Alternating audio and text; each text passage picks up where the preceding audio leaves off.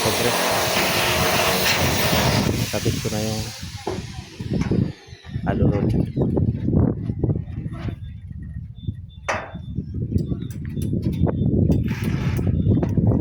Mainit na mainit.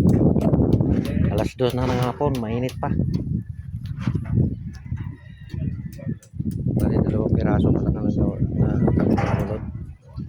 May kanto na yun. Kantuhan na yun. Dito na lang. Isang kantuhan na lang ang gagawin. Sa mga Lunes na yan magawa ulit. Sabado ngayon. Hanggang alas 3 lang kami sa Sabado. Kaya patibayan na lang yan kasi iwanan mo na yan. Okay, ito pong lang na siya sa ibabaw.